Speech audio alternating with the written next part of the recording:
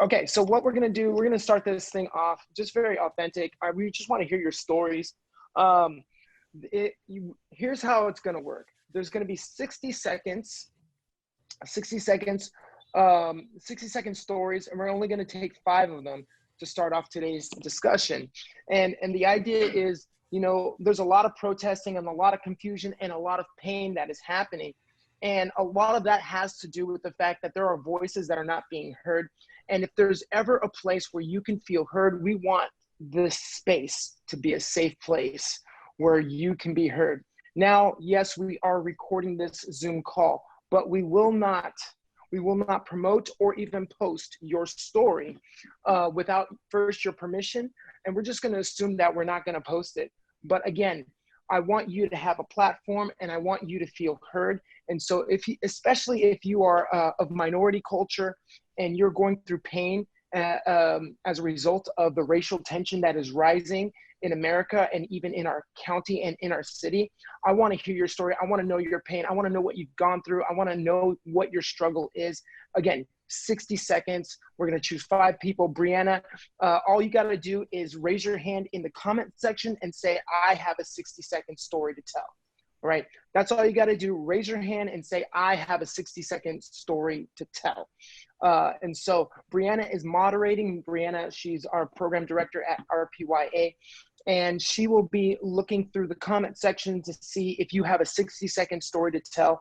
And I want to hear it. I can start with my 60-second story even right now as a model to possibly follow. Again, my name is Kelly. I am half Black and half white. I identify as Black. I never really felt accepted by the Black community, and I never fully felt accepted by the white community. And growing up, I try to pretend I was Puerto Rican for most of the time, but that didn't actually pan out for me. Over the course of my time growing up, I found myself finding Jesus and finding a community that actually accepted me regardless of my skin color, and that was at the church at Rocky Peak. And it was through that community I found a different way of living and thinking and responding to life's circumstances. Now, no matter how much my mind changed, it didn't necessarily change the minds of the people around me. I did struggle in a racially divided culture. And I don't know if I've been arrested twice and a little bit, I don't think it was completely just. And I don't think it was completely racially charged either.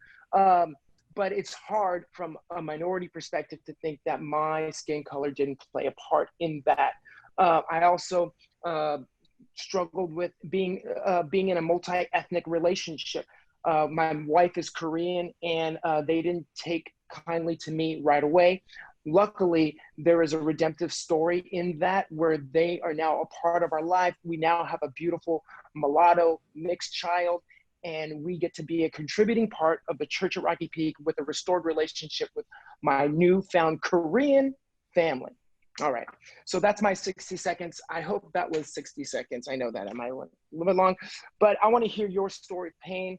I'm struggling during this time, and I know that some of you are too, and my heart goes out to you. And during this time, all I've wanted was for someone to call me and just ask me, Kelly, how are you doing? That's all I've wanted. And some people have done that. And I'm with some of my friends who've reached out to me and loved me during this time. But I do know that this is a uniquely multicultural and racially tense situation that has resurfaced a lot of pain in my life. And I imagine it's done the same with you. Brianna, has there anybody decided that they're gonna share their story? All right, well then I'll go on to the next part of today's discussion. All right, so the next part of our discussion today, I wanna introduce you to Tim Schoen and Christopher Woznicki. Of course, you just met me, I'm Kelly McCoy. I'm the pastor at RPYA. And Tim Schoen, tell us who you are and why you're here. Hi, I'm Tim. I'm our high school pastor. And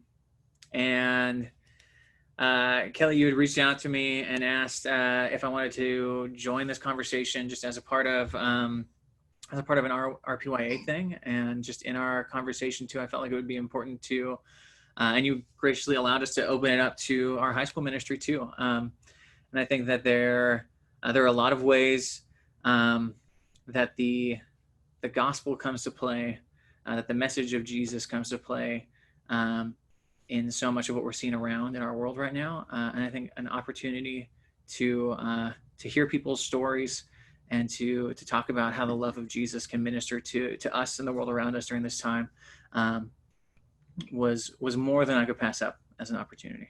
So. Nice. And Tim, I really miss sharing an office next to you. And you've grown to be like one of the closest people to me at Rocky Peak over the past few years, and I've been privileged to be a part of your life, man. So thank you for being a part of this. Thank you. All right, Christopher Woznicki, who are you underneath all that fur? Hey, I'm Chris Woznicki. I am a professor at Fuller Seminary and at Eternity Bible College. I have been at Rocky Peak for the last 10 years or so, on staff for about 6 of those years. A little bit about my background. I'm the son of 2 immigrants. My mom was from Guatemala.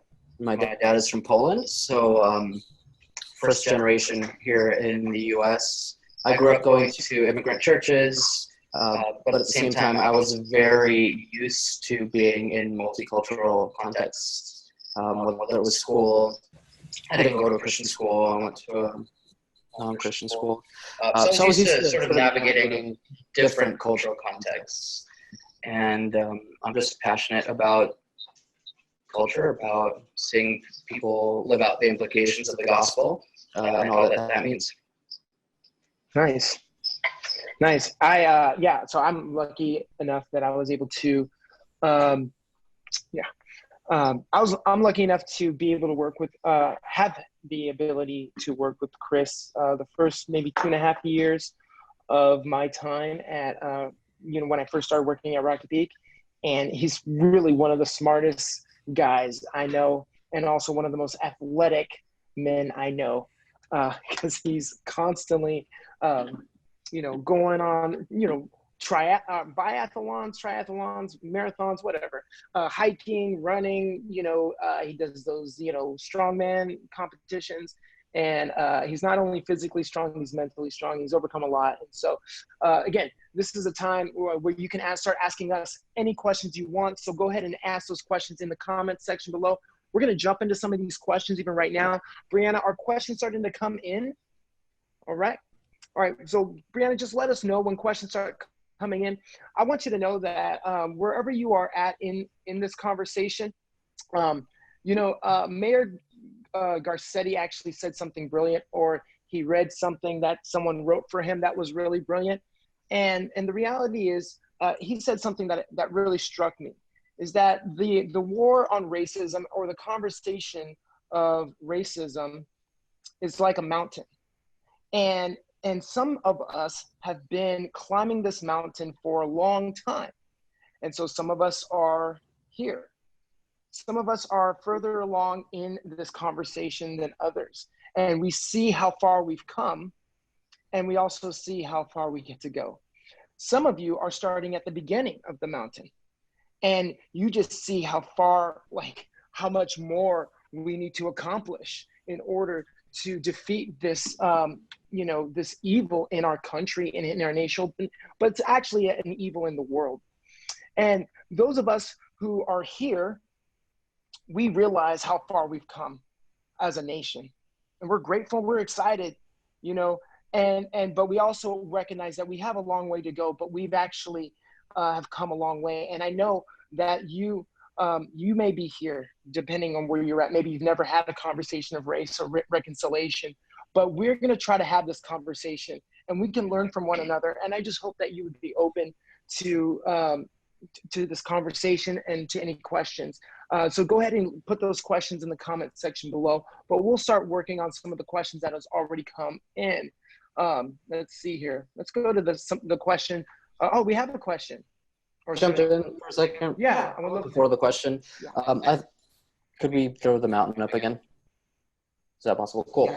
I think it's really important to remember, especially as Christians, the story of the Pharisee and the tax collector. The Pharisee sees a tax collector coming in, he's praying, all this kind of stuff. And the Pharisee thinks to himself, basically like, thank God that I'm not like that tax collector. Sort of judging him for where he's at, thinking that he's holier than this tax collector. And I think it's really important that when we start talking about this issue, especially the way that we framed it, that there's certain people who may be further along in this, people who may not be further along, they're starting to think about this, that the people who are further along, who've thought about this more often, more consistently, that they don't start to take the position of the Pharisee where they think, oh, like, I have this figured out, I've got this together, why can't these people like be up at my level, essentially? So I think that that's a really important caveat to begin with, because the gospel says that at the end of the day, like, we're all sinners and we're all in need of Jesus, and we're all in need of reconciliation to him and to one another. And just because you have one thing figured out, that doesn't mean you have all the other things figured out. So just, I think, approaching this with a sense of humility, as Kelly said. There are some of us who have been thinking about this longer and others who haven't. But regardless, we need to approach this with humility and a willingness to learn from one another. Well said, Chris. I appreciate that. All right. There's a question in the comment section that you want to bring up. All right. Let's see. Tim, what do you think? We go to the question or we go to this one? Let's go to the comment section. I want to deal with what's happening right now. Is that cool? Works for me. Thanks, Tim. All right, Bree, what's the question? Oh, you're muted. The question is, how should the church at wide be responding to this time, or Christ followers in general? So we're starting with easy ones then, is what you're... So that's the question. That's the question. How should we respond to, the racial tension that is happening in America right now? Yeah, I think Kelly, one thing that you and I talked about last night was just even how many different facets there are to this conversation and how many different aspects, right? And so I think there's a wide variety of responses and even different issues that are a part of this that require different responses. So there's probably a handful of different things that we can unpack. And so much of it is going to be based on like where certain individuals are as far as their voice, their ability, their power, their neighborhood, their friend group, etc. Yeah. Well, I mean, I guess like I feel like when it comes to the conversation of the racial tension that's happening in America, there is the temptation is to put the church or give the church only two options, passive or active. You're either with us or against us. I just don't, but I don't necessarily see that necessarily. And when we say church, are we talking about the American church or the church of Christ, like the body of believers? So this is not just an American church thing. Like I think that when racism used to be blatant and explicit and like very upfront, like the church responded a certain way then, and the church is responding a certain way now. But we can't apply the same tactics of response that we did in the 1940s as we would in the 2020. But maybe I mean, maybe we can, maybe we won't. I still actually don't completely know, but I would love to hear some of your thoughts, or Christopher, what have you seen churches do? I've seen churches do a little or do a lot, remain silent or speak up. What do you see in the Bible? I don't see Jesus completely rebelling against Rome, but I also don't see him standing by dormant either. Yeah, I think the question is so large that for me it's a little bit unruly. As you said earlier, Kelly, the question is, how should the church respond? in my mind, it's okay. What do we mean by the church? Like, is that Mhm. Rocky Peak? Is that the American church? I don't know what the Yeah. American church is, because the American church is made up of all kinds of different traditions. Like, are we talking about African American churches? How should they respond? Latino churches, Asian churches, multi-ethnic churches, and then respond to what? Like, what? Yeah. Racism? Like, Yeah. forms of racism, systemic injustice? Like, what are we trying to talk about? Like, what are we responding to? And I think Right. maybe that's the theologian in me trying to break things down. But I want to ask, before we ask what's the solution, I want to figure out what the problem is. Right. What do we need to respond to? Before I start giving answers, I want to figure out what is the issue. Yeah. So I know I didn't answer the question, but I think maybe that is my answer. We need awareness of what the issues actually are. And I think in our day and age, it's really heated. It's really easy to get heated without actually knowing what the problems are.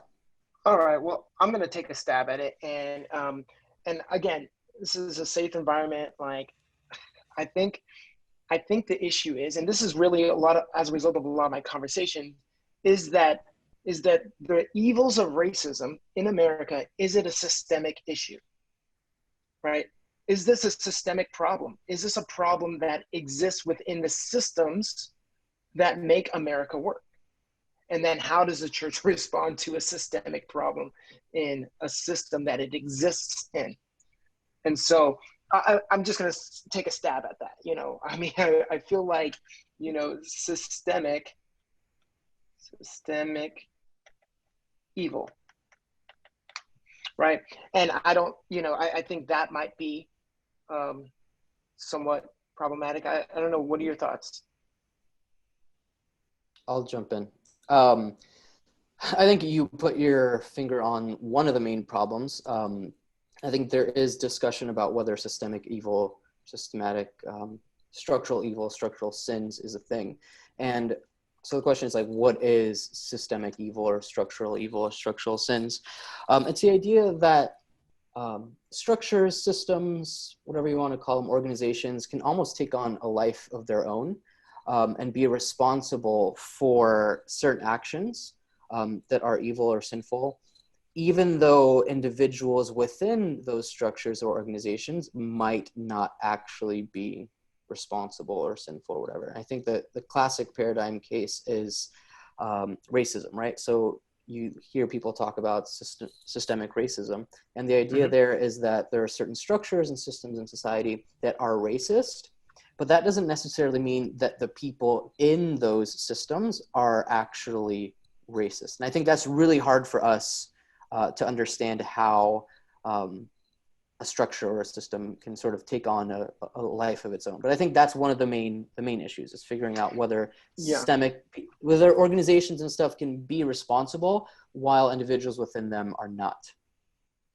Right. And I think that's, I mean, I feel like that's impossible.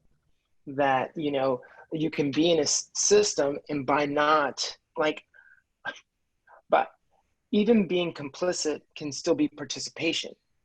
Like, I think that's the argument, that, I'm just going to look away or not participate or just be complicit, like, actually is contributing to the problem that is of whatever system that exists.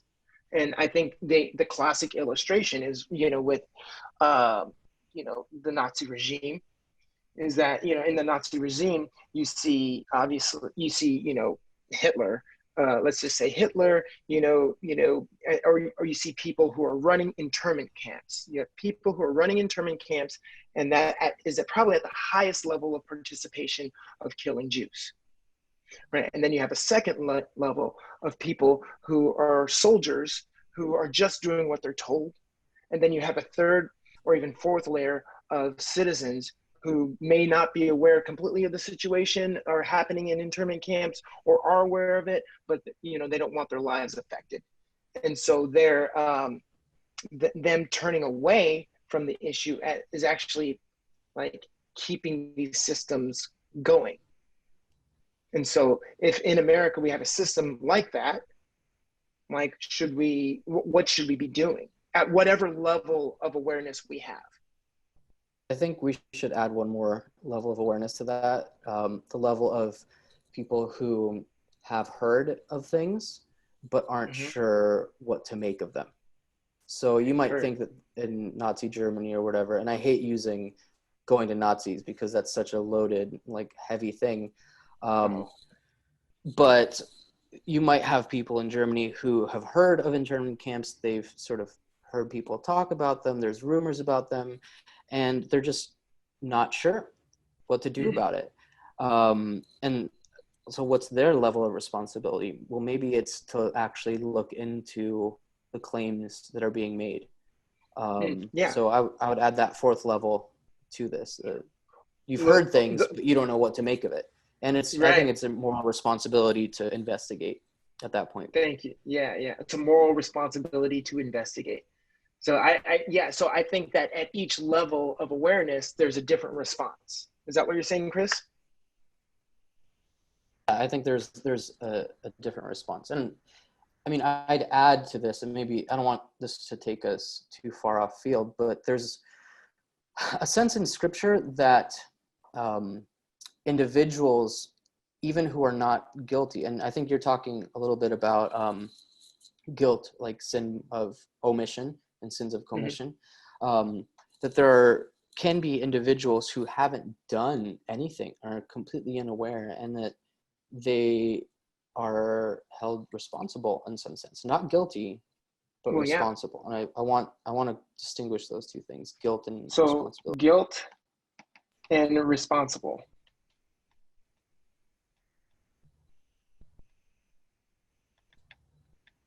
Okay. So establishing the difference between those. So there's people that can be guilty of something, or you can be responsible even if you're not guilty of actually committing that sin. Is that what you're saying? Yeah. That's true. That's true. And so that's why there's a different response at every level of awareness. Good. I feel like that sufficiently targets that question, but I think you also triggered something, which is how can we be responsible for something we're not guilty of doing, right? And I think that that's what the gospel is, where we are, Christians are responsible, or people are responsible for the sins of Adam and Eve. Right. And so we're under this federal headship of, being enemies of God. And Romans 12 teaches us that, if we get a new federal headship, if we get a new leader of humanity, we can then become saved. And so instead of coming under Adam, we now come under Jesus. And so if it's not, if we don't adopt or at least understand that we can be actually responsible for the guilt of people who represent us, like if we don't understand that, and I know that we don't understand that, and it's hard for us to understand that as an American, individual. I think this is at the heart of the gospel, is that, we can be responsible for the guilt of people before us, and we do reap the benefits of the victory of somebody who went before us as well. And I think there's a couple paradigm cases in Scripture where that comes up. And I think it's really challenging, as you said, and I think I saw one of the comments mention that this idea of corporate responsibility is really hard for us to grasp, because as Westerners, not just as Americans, as Westerners, we live in an individual as opposed to a collectivist sort of community. But if you look at Joshua 7. Joshua 7, Achan. Joshua 7, the story of Achan. Achan, basically, this really quick recap. The Lord says, hey, don't take these things from the people when you go into the land and conquer them. Those things are to be dedicated to God. This guy, Achan, loots some of the stuff. He keeps it for himself. And they start losing these battles. And basically all of Israel suffers because of this one guy's actions, and then later on his family is actually held responsible for this one guy's actions. Daniel 9. Oh, is it 9? Dang it. I think it's 9. Yeah. You Yeah. see Daniel praying Repent. for, repenting even for the sins of Israel, specifically of their idolatry. But Daniel hasn't committed any idolatry whatsoever. He's like the paradigm of somebody who has remained faithful and righteous. And I think the last one you're putting up is Romans 5, which is the federal headship of Christ and Yeah. of Adam, which is at the core of what the gospel is. Yeah. And so think if Tim I wants to could, jump in. yeah, if I could try to summarize what you guys are talking about, is that if there are broken systems, right? And so there's a conversation about whether the system itself can be evil, or whether, but I think certainly say that there's conversation about whether or not the system is broken. And that if there are broken systems, and we have some ability as Americans to affect change in that through a variety of ways, then we can't afford to stay in sort of a bubble of ignorance or assume it's somebody else's responsibility.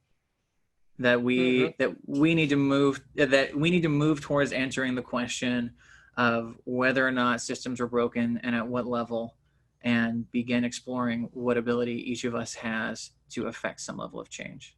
Does that kind of encapsulate what we're talking about? So is the system broken? Well, more. And what can we do to change it? Like that's maybe step one, Simple. right? For someone Right. who's is beginning to explore that, and that the example of scripture would be that it's that the best position we can take is not one of assuming that it's someone else's issue to solve. Yeah. Yeah, assuming it's not someone else's issue to solve. It's our issue to solve. I don't know if you've been in circles like this, Chris, Tim, like whenever I bring up the idea of systemic racism, like I get a lot of pushback. You know, people want a lot of data. You know, it's not, you know, it seems like my experiences are not like worth holding up. They're circumstantial.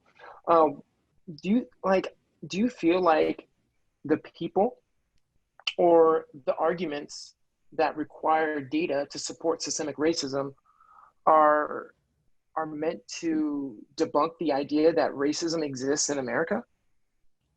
Man, that's a great question, and I think I definitely understand how conversations like that can take on that character, and can certainly feel like for someone sharing their experience that it takes on that character. That if you're sharing a personal experience and then someone is coming back asking for statistics on that in any personal interaction about any circumstance that you're talking about, that can feel very very off-putting. I think that many times that might be the motivation behind someone, and I think at other times that if we're going to look at a system, we need data to understand a system so we can find the points that are broken. That if we are going to be problem solvers, we need to understand the problem. And so I think that the question itself is a necessary question. I think we have to be careful not to silence people's personal experiences by asking questions or by smoke screening things with asking for data when someone is sharing something personally. Yeah. If that makes sense.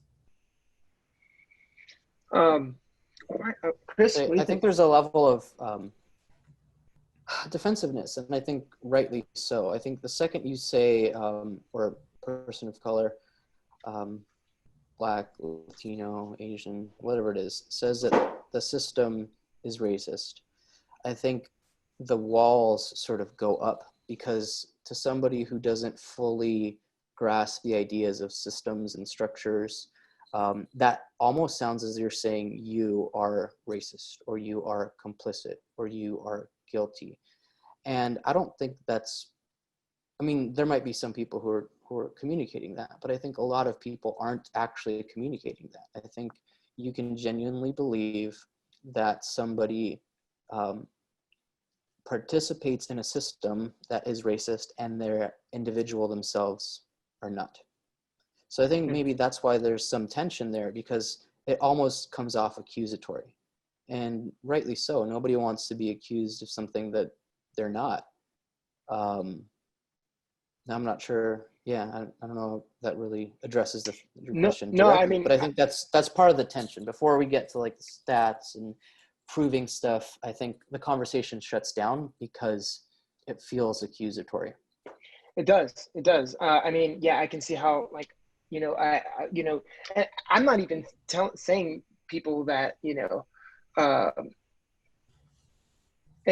not even saying that, racism is systemic. I allude to that, but even if I'm like, like I just say, I just assume that um, I thought this was something that everybody believed, until I started having conversations, and then I felt like, um, people were feeling defensive when I would say that. And it would be as if I were calling them racist.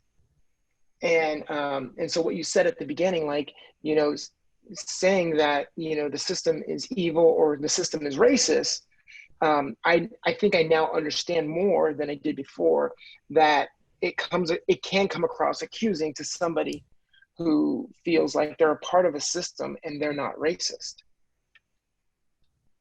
And so, and that makes conversations really hard if it gets shut down at the beginning, especially if the presupposition is that the system is racist. And I want to have these conversations, and I'm still struggling to figure out how to do that well, how to disagree and still love, how to have an ideological debate and still keep my friends. I think some of that has to happen on a personal level, right? Like, Yeah. That I think for large scale system change, loud public voices and demonstrations can be effective to raise an issue. But hearts aren't usually won that way. If anything, you might wake people up to see something that's going on. But people need to be able to have uncomfortable conversations with each other and share positions that might be hurtful with each other on a personal level, and Mm-hmm. to still love and care and accept each other in order to begin to see the different perspectives that people are coming from. Yeah. All right. So let's move on to the next question or conversation. Let's talk about George Floyd real quick. George Floyd. All right. Now, I've been watching a lot of things. Candace Owen, got on Facebook, and she's like, this guy is not a martyr. People are painting him out to be some sort of, saint, or, some sort of like idyllic figure to support this Black Lives Matter movement. And part of me, like, I kind of, I struggle with that because I don't necessarily think he's a martyr, but I don't think someone needs to be a saint in order to actually create a message. I like what Andy Stanley said, that George Floyd is like a modern day Samson, that in his death, he did more for the kingdom of God than he could have done in his life, in his entire life. And that's similar to Samson in the Bible. And I'm just curious, like, how should we view a man who was killed in Minneapolis by a police officer, and some would say that this is racially charged? How do we reconcile this? How do we manage this tension in our world from a biblical standpoint? That's the question I'm asking myself, and I'd like to continue asking that here.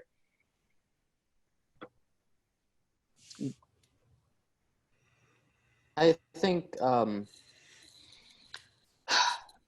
it's irrelevant whether or not he was a saint or Right. an evil person. I think he could have been the worst human being in the world, or a pastor. I mean, not that those are equal and opposites, but he could have been Gandhi or Hitler. It doesn't matter. I think the issue still stands. So for me, that question, or that whatever Candace Owens says, I don't know, I didn't watch it. Don't really care much. But to me, that question is kind of irrelevant. What kind of, what he was. So character is inconsequential. Absolutely. I would agree. Yeah, I think it has to do with justice, and how justice is carried out, and the way that it certainly appears in that video to be a miscarriage of justice, without, our system has a certain way of working things out, and that seems to be very contrary to the way we expect our criminal justice system to work out. And so we need to be people who stand for justice for both those who have done wrong and those who haven't done wrong in a circumstance. Absolutely. So yeah, we stand for justice. And so basically we're saying that there's a justice system in America that is not perfect. And that's where we're pointing to George Floyd, or what happened here. And actually, there's actually a lot of other people. And we just say, hey, this is not, there's like a remnant of a way of thinking. There's a remnant of a way of thinking that allowed this injustice to take place. Yeah. I think it's one of the comments sort of expressed that this was sort of a tipping point. We've seen other people get killed, other Black men, and now also Black women get killed, but it wasn't as visceral as this. I think the fact that we saw him being choked and that it was so long and so many people have watched this, I think that it creates a reaction. You can't not have a reaction, a gut level reaction to what happened. So yeah, I think you're right, Kelly. This opened up a conversation. I think that's what we need to stand with that. It opened up a conversation. Now let's actually have the conversation about the system, the structural system and procedures. I think that's one of the questions that, I don't know if it comes up, but I think that's one of the main issues is the policies and procedures of the way that policing happens in this country. I can't spell policy. But yeah, I agree. I like to think of what's happened as when people say tipping point, I think that our hearts are like a cup with and it's filled with whatever your cup is filled with. It's filled with love, compassion, anger, frustration. Hot coffee. Normally it's hot coffee. If I can go to my favorite coffee shop, if it's open, whether it's Hanu coffee or Priscilla's coffee. But whatever your cup is filled with, it still has to, you have to navigate through obstacles in life. And when your cup hits an obstacle, whatever's in that cup is going to come out. All right. Similarly, our hearts are like that. We're going to have trials and tribulations, and Jesus talks about that. And when our heart gets bumped up against a trial or tribulation or an obstacle, whatever's in there is going to come out. And if there is an undertone of frustration and not being heard and being ignored, especially when it comes to this particular topic, like I think what happened that it was such a volatile like clash of frustration that now it's coming out in all kinds of ways that it probably could have came out in a more peaceful way. And sometimes, things come out in a way that's not peaceful. Now, I'm not justifying any of it. I'm just saying what it was. I do believe that Jesus makes a difference because he changes our hearts, right? Where normally we would be angry and frustrated and complicit, or just ignore this issue, or maybe we would just be saddened only. But I think Jesus gives us more in our heart than we would normally have without Jesus. I think, honestly, Jesus gives us compassion and empathy and hope and love. And so that when we bump up against this obstacle of injustice, we can then respond differently than the way the world may typically respond. Yeah, I think there's bound to be a lot of hurt in a circumstance like this. And it's our connection to Jesus that informs how we respond in that hurt, and how we move forward in that, as well as informs what our response should be when other people are hurt, or when we see someone who suffers an injustice. Like, our relationship with Jesus should impact the way our heart responds and the way that we're pulled towards that. Yeah, absolutely. And I want to make this about Jesus. I want to make this about how do we respond as Jesus people. And I think the way we respond is the way God responded to the biggest problem in the world. He didn't just send a book. He sent a person, and he sent it. And the way God responded was relationally. And I do think that it's time that we start having conversations and start investing in relationships with people who don't look like us, and start having conversations and learn without being defensive, even if it may come across defensive at first. I think it's okay. Giving people the freedom to think differently is really important.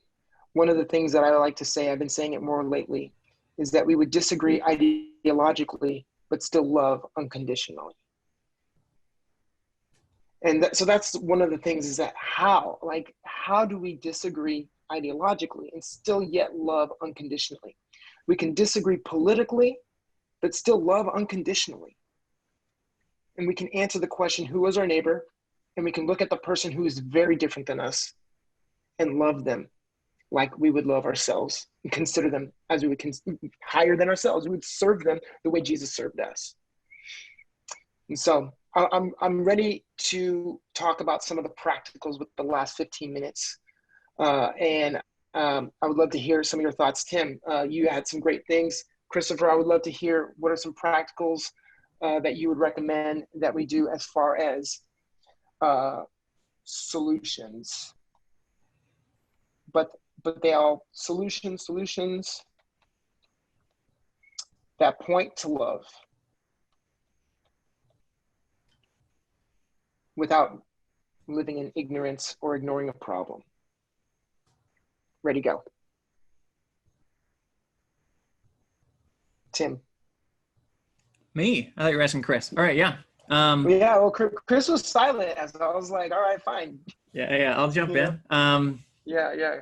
I think a big part of it is we can look at the big picture, and sometimes the big picture can feel like too much for one person to change.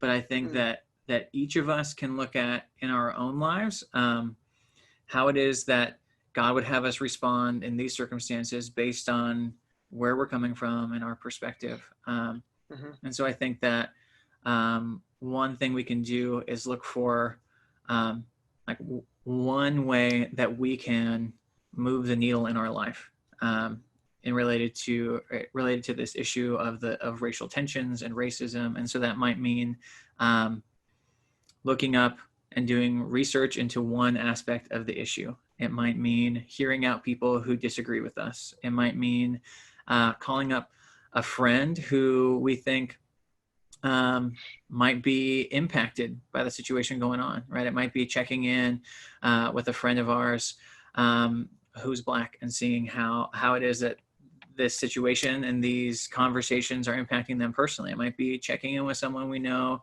who we love and trust in as a police officer, and seeing how they're impacted and what their perspective is, and being people who reach out in love.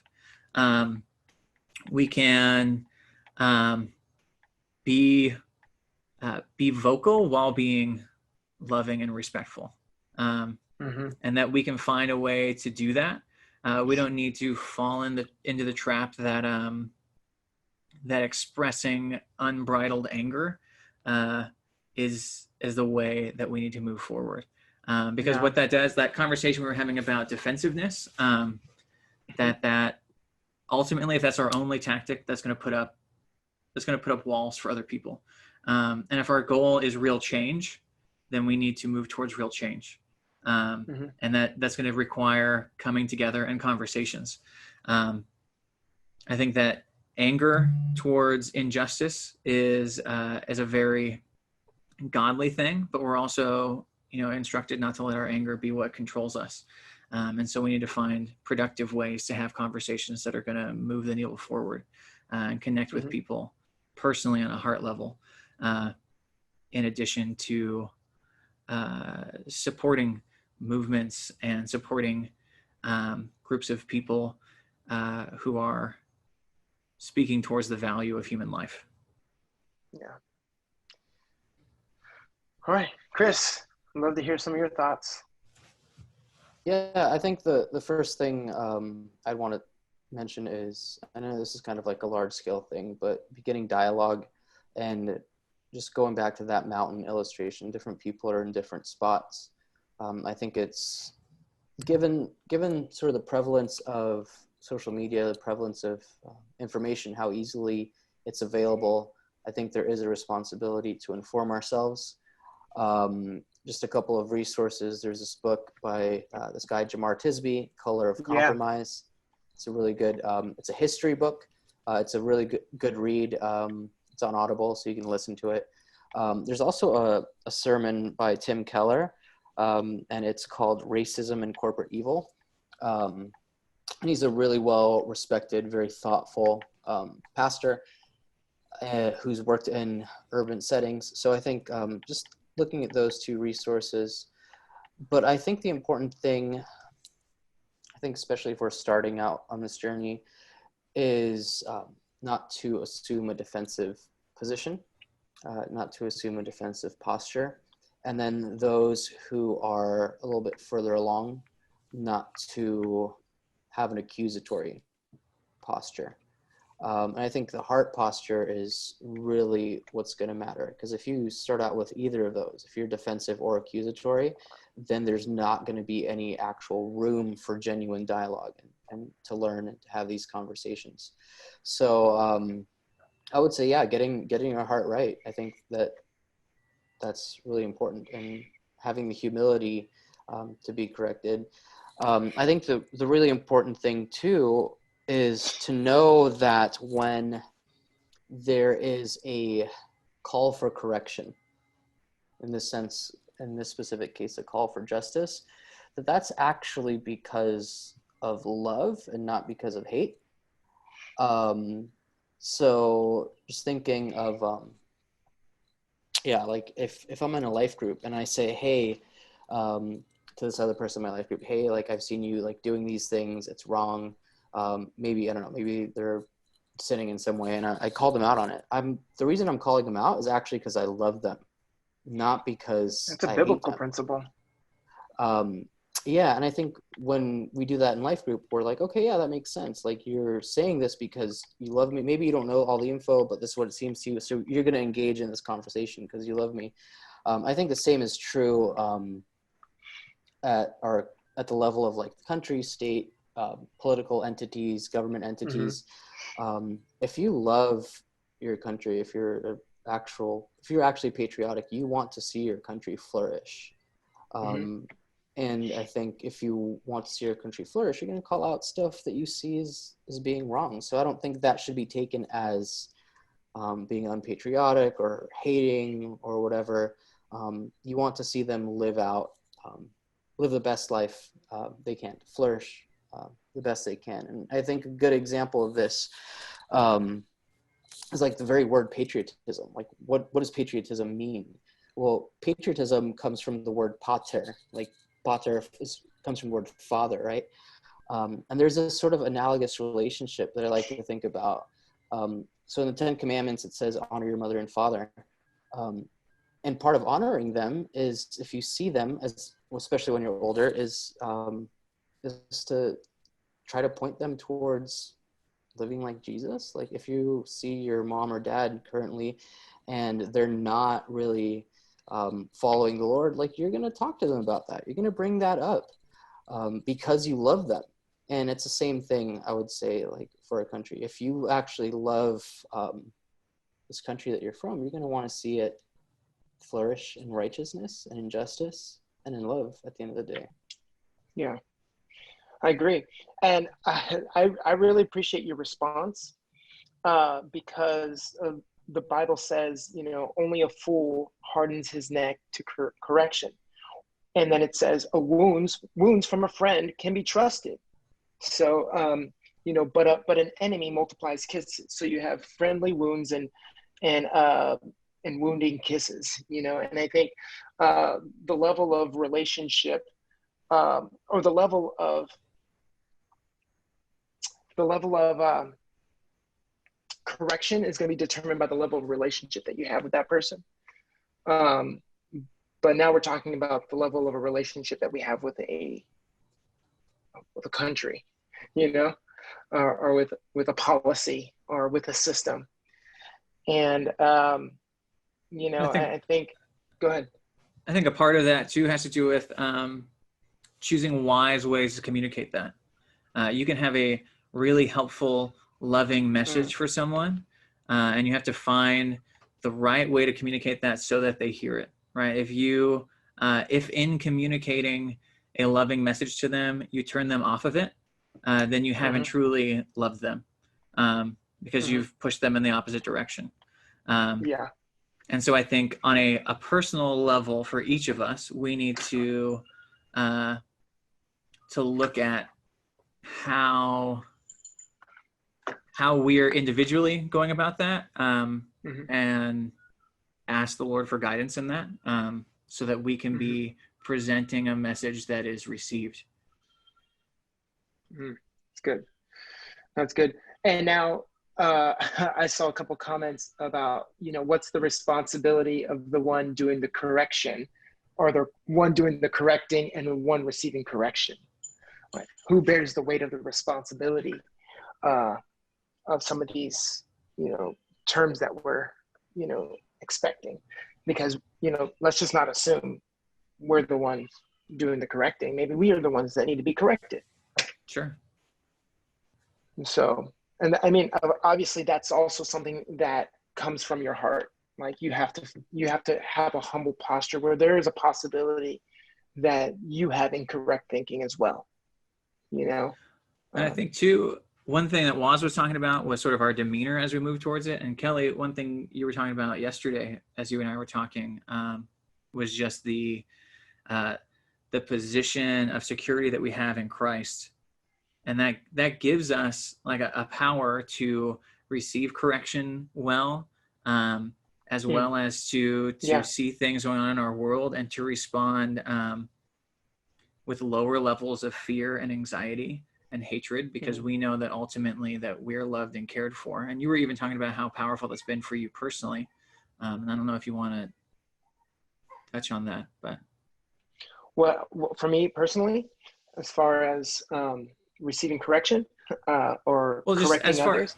As far as the security, the way that security in Christ has impacted your ability to have conversations surrounding this. Oh yeah. I mean, for me, I have to release people from the responsibility of the pain that I'm feeling, because ultimately the pain that I'm feeling is not going to be solely in the hands of those who are not listening to me, and even those who I think are harming me. Because the pain that I feel may have originated with that, but the pain that I carry is my pain. And so I give that to Jesus, and Jesus hears me even if nobody else hears me. Jesus listens to me even though I feel like unheard, or I feel ignored, you know, but I know that Jesus has not ignored me. And maybe I feel devalued by a society that I think maybe systemically leans in a particular direction. But guess what? My value comes from a different kingdom. right? My value is determined by how much someone is willing to pay for me. And since God sent his son to pay a price that I could not afford so that I can be adopted into his family, means that God paid a lot for me. Therefore, I am very valuable.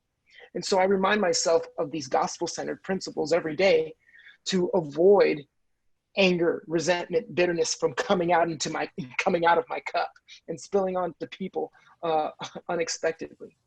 But I still want to have conversations so that I can understand, and so that maybe they can understand, and maybe we can stop something that is happening that definitely needs to stop in America. Hey, we're about to close up shop right now. I hope this conversation found itself helpful for those of you who are listening. Tim, is there any closing remarks? Christopher, any closing remarks? And then I'll close up shop and pray. Chris, go ahead.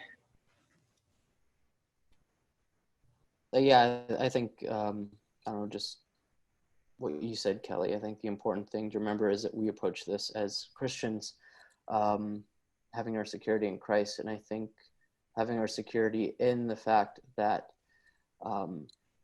or just knowing like we are sinners and we are forgiven allows us and gives us freedom to receive and give correction. Because if you know that you're a sinner, then you know that there'll be times when you need correction. If you know that you have sinned, then you know like the Lord like forgives that, and he empowers us with his spirit to grow and to change. And I think that's a really important element in this too, that the Spirit works on us all at different speeds.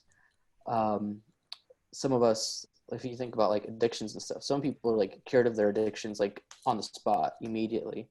Others, it takes a really long time, but the Lord works in his timing, and I think that's a really important thing to remember. And I think ultimately as Christians, we need to remember that this is about God's love, and that however we decide to take steps in creating change and correcting people, whatever, that love has to be the thing that marks our responses at the end of the day. Yes, thank you. Thank you, Chris. Tim. Man, I think that the love piece is huge. And it's probably the major thing to take away. I think in addition to that, is a little bit of the humility piece that we started out talking about in the Sermon on the Mount. Jesus talks about not removing the speck out of your brother's eye while you've got a plank in your own eye, which has to do with sort of how we see our own sin versus how we see the sin of others. But then he also continues to go on in talking about helping other people deal with sin in their life as well. And so there needs to be an attitude towards sin in our life where we understand our own personal faults and view those with better clarity than we see the faults of others. And then we need to move out of that humbly towards other people to help them see how God would have them move into the world. And so for me, oftentimes the way that I'll work on that in my heart is that I like to consider myself in whatever room that I'm in, consider myself as far as I know that I'm the worst sinner, because I understand the depth of my rejection of God. And I understand how I have hurt others, and especially how I have pushed away from the Lord in my own life. And so then everyone that I should approach, like I shouldn't be approaching them as if I am any better than they are. And so I think that needs to be our general approach to addressing and calling out sin as well. I don't think that means that we don't call out sin. I don't think that means that we don't call out injustice. I think it informs the character of the way that we speak to others and how it is that we carry ourselves, that we're moving in love towards this world instead of simply responding out of anger or frustration. Thank you, Tim. For those of you, this conversation is not nearly long enough to handle the questions or the hearts of the people that are listening even right now. But I want to remind you that this is not a one-time conversation. Whether you're having a conversation with a friend or a family member or someone who's hurting or in need or thinks differently than you, make sure that you are committed to having an ongoing dialogue and develop relationships with people who think differently than you and look differently than you. And do it with love, respect. And if they're asking you to read a book, read it. If they're asking you to watch a vlog, watch it. and then ask them permission to ask questions in the future, and give them space if they're not ready to answer questions. You know, Jamar Tisby says 2 words: Google it. Just in case you're wondering what's going on in America, but also what's going on in the history of America that we're currently living in. Of course, remember, this conversation is a mountain. We don't have the solutions. We're not completely certain, and some of us are further than others, but we can still love and agree that we can love unconditionally, even if we disagree ideologically. Hey, thank you so much, guys, for your time. And I look forward to an ongoing conversation and hearing more and learning more from both of you guys, and learning more from everyone who joined us today. This video will be broadcasted later on. And don't forget to DM us your prayer requests, and also video DM us your stories. If you're part of Revolution, DM the Revolution Instagram, and Tim is committed to praying for you individually and sharing and entering into that pain. If you are part of RPYA or between the ages of 18 and 25 or even 35, DM RP Young Adults or 2535, because I want to enter into your pain as well. Share your prayer requests, but don't just text it. Video DM us. I want to see, I want to hear the whole story, and I want to see your facial expressions. And if there's tears, I will enter into those tears, because I believe it's all valuable and your voice is valuable. Thank you so much, and I will see you soon. God bless.